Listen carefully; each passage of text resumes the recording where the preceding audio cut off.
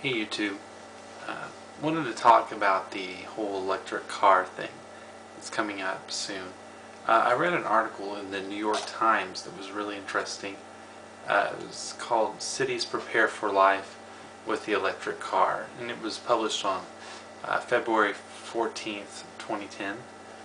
And one of the things it talks about was San Francisco, and talks a lot about Oregon and how they're working on charging stations and things for electric cars.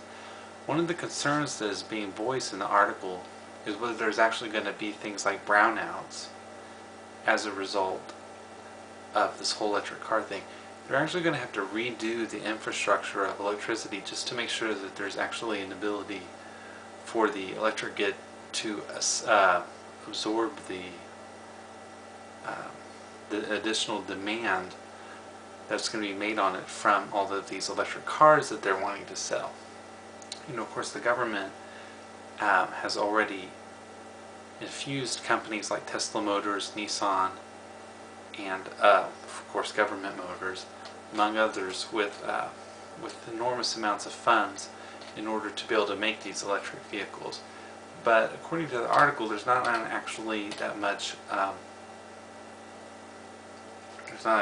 demand on its own. It says, without huge subsidies, quote, "The reality is these electric vehicles are not going to sweep the industry and become a major share of the market for a very long time," Mr. Sperling said. He's the director of the Institute of Transportation Studies at the University of California, Davis. Is saying that it might actually cost less for fuel and things for these cars. And that might be true. But it might actually cost the society way more in the terms of brownouts, in terms of higher electric costs. I haven't seen any information on this in the media, but supply and demand. It seems like to me, if there's more demand on the electric, it's going to make the electric bills higher. Whereas the gasoline, that infrastructure, we already have all of that. We might actually see a reduction in the need for gasoline, but we're already meeting the demand for that. In fact, the downturn in the economy lessened the demand for gasoline in this economy. So there's all the infrastructure for that, but there's not this infrastructure for the whole electric thing. Now that they're talking in this article about doing things to make sure that they would maybe people would charge it at night, make sure that there's enough transformers and things like that. But there's some issues going on here, and one of them is it took place in Boulder, Colorado.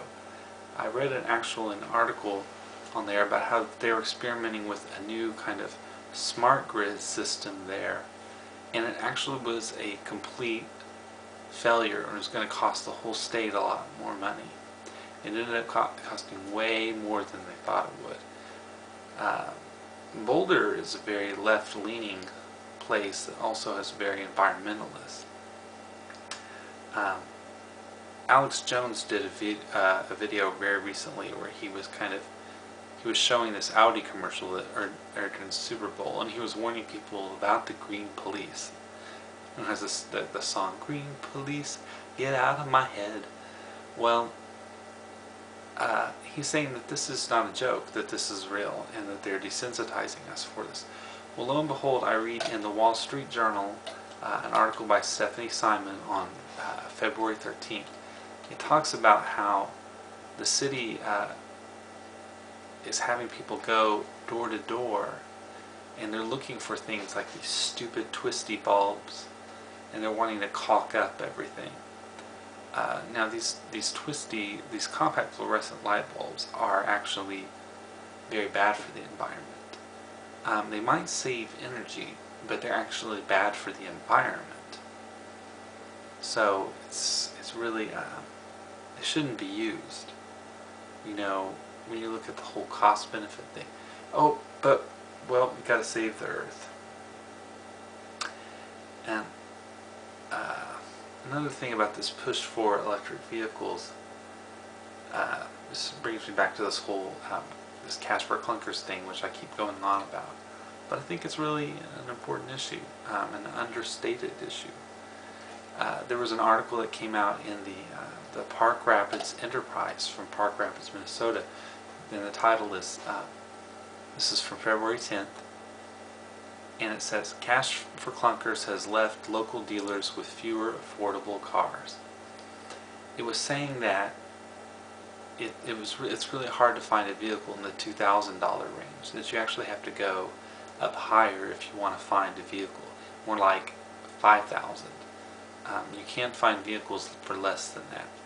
This has been my own experience. I've been looking for a car or truck that I was looking on Craigslist a lot, and it seemed like a lot of the things on there were maybe being sold by curbstoners, or they had problems with it, like they were salvage vehicles, things like that.